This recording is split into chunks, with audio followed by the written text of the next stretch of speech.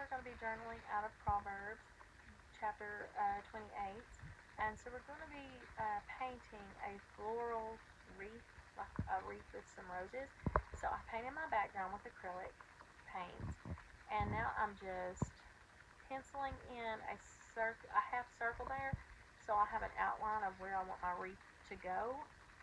And you notice I erased that. I'm fixing my lines a little, but I am going to erase my final one because whatever you don't erase before you paint will not erase after you paint on top of it, and sometimes it shows through. So I drew that and then erased it lightly so that I could still see my outline, but it won't show up in my artwork. So I like to use these round tipped brushes for my roses.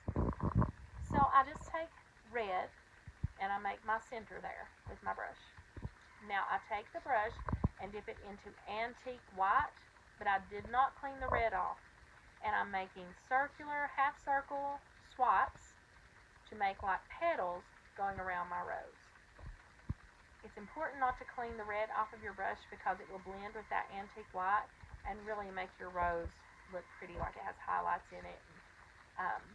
It just really makes it look more realistic. When I get done, I go back in and I add a little white or some red where I think there might need to be some swipes to add some more color or highlights or darker spaces, and it's pretty simple. Now I did like 3 of those to start with, and I end up adding another one to make it 4.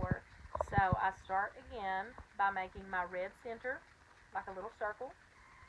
Then I dip my brush in the antique white with the red on there, and I just make those half circle type swipes for petals.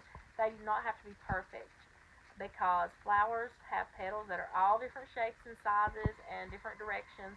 So the point is to just make little swipes so that it looks more like rose petals. That one I made pretty large. And then I'm going to add one over here on the corner. Again, the red dark center. Dip your brush in the antique white and make the short half circle swipes for the petals.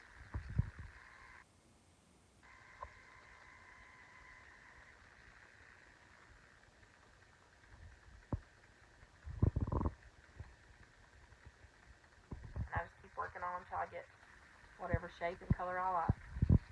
Now I decided that I needed to add another, so I'll go back in here close to the middle rose, and I added another one, but after I added that center and started swiping, I noticed it was too close to the other flower, but that's easily fixed. So I went ahead and I made my swipes and made my rose and finished fanning that out with my little half circle swipes, little C-shaped swipes, and I just went back in with red and just changed where my center was at and just added a dark center a little bit farther away from that other rose so it looks like it's behind it a little. And I added more red to that one to make it a little darker. I give that a quick dry. And now I'm going to add my greenery. I also use a round tipped brush, and I just add some leaves, some stems coming out of each set of roses there, and 2 leaves with the olive green color. And to make this wreath easy, I kind of did the same for each rose bundle. Like, you know, there's a bundle in the middle and then the single roses on the end. I gave them each leaves. And now I'm going back in with, I took the green and mixed it with just a little bit of antique white. And I'm going to put baby's breath on those stems that I'm adding. And I ended up putting baby's breath on each bundle of roses. So I'm just trying to fill that wreath in. So I made my stems for that.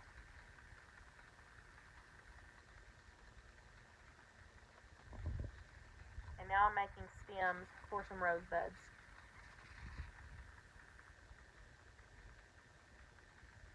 Now to do my baby's breath, take a little tiny white, pointed brush and just dab white until I make almost like a cone shape. And I guess that's baby's breath. I'm not really sure what it's called, but just added a little more color in there. And now there's my little rosebud.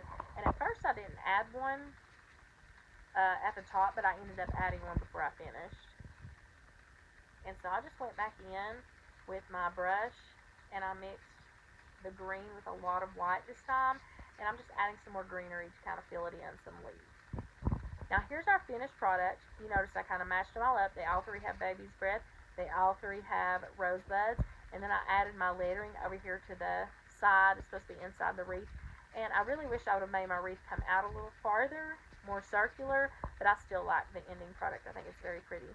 He who covers his sins will not prosper, but whoever confesses forsakes will have mercy. And that's Proverbs 28:13. I hope that you can follow along with this tutorial at home and are able to paint these roses. Have a blessed day.